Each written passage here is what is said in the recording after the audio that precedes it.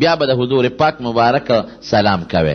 نو الته کې جنگله ده، منځ جنگله، یو لومبی چې ورشه لومبی جنگله ده دا خالی ده، یو اخیری جنگله ده دام خالی ده. د منځ چې کومه جنگله ده د منځ دستنو منځ کې نښه دا ده چې بره پې رسول الله لیکلی دی، السلام علی رسول الله، هنا السلام علی رسول الله صلی الله علیه وسلم. بره په شین دغه باندې بورډ راکوټې غوندې لګېدلې، هغې ته به ور مخامخ شي او په ډېر ادب او په احترام به وایي الصلاة والسلام علیک یا رسول الله.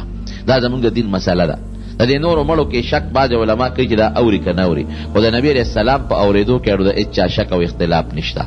او حضور پاک باندې چې ته سلام اچې تا پیژني هم او تعالی د سلام جواب هم درکوي.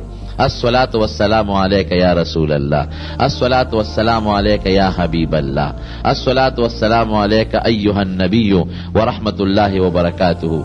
نور صفات که د نبی علیہ السلام کې کولی شي، خدا آسان دي.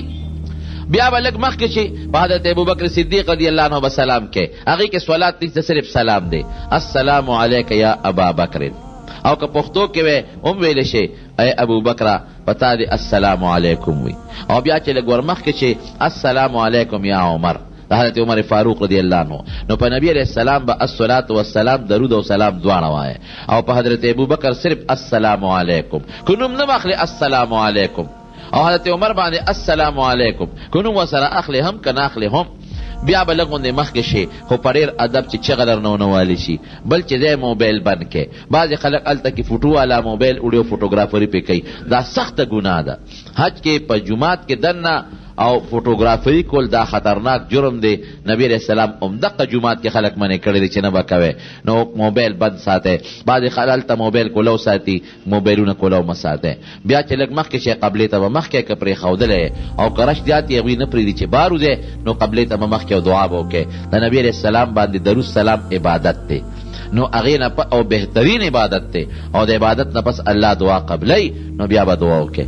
نو دا اسانه طریقه شوه. بس که نور صفات درته یادي په کتاب نه ویلی شي، الصلاة والسلام علیک یا رسول الله، الصلاة والسلام علیک یا حبیب الله، الصلاة والسلام علیک یا نبی الله، الصلاة والسلام علیک ایها النبی.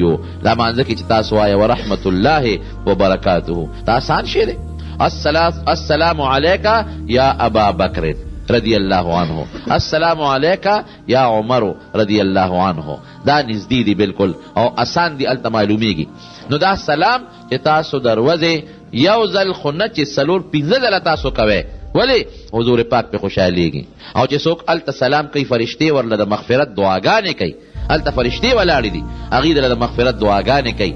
نو چې دا درنه پاتې نشي، دا د جومات دننه آداب شو. بل جومات کې فضول گپ شپ په نه لګوئ، هسې جومات کې خبرې منه دي. او بیا د مدینې منورې په جومات کې خبرې خو ډېرې زیاتې منه دي. یو دوه کسانو خبرې کولې، حضرت عمر فاروق رضی الله عنه راوغوښتل، وی دې خوا راشه، وی د کوم ځای یې؟ وی موږ د طایف یو. یاره وی ارمان که میلمانه نه وی نن به مې دردولې وی، سخت سزا به مې درکړې وه. تاسو خبرې کوئ او بیا د نبي علیه السلام په جومات کې گپ شپ لګوئ. نو الته به لږ ورې د ادب او د احترام نه کار اخلی. د مدینې شریفې جومات او خوره د ادب ځای دی، د ادب.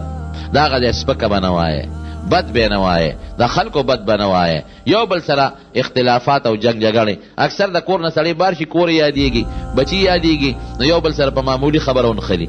یو ته وي تا خو ناوخته کړې، تا وختي کړې، تا ډوډۍ وخوړه او تا ډوډۍ ونه خوړه. په دې یو بل سره اکثر خلک په جګړه شي. ستا کوټه لاندې رو، زما کوټه بره ده، ټول خو لاندې په یو چت کې نه ځایږي. 100 کسانه جان خو لاندې نه ځایږي، لاندې به زیات نه زیات 2 کمرې وي یا 3 کمرې وي. نو په 2-3 کمرو کې به زیات نه زیات 10-12 کسان ځای شي. نو چې هر یو وایي چې زه لاندې او زه لاندې، نو څه به کېږي؟ نو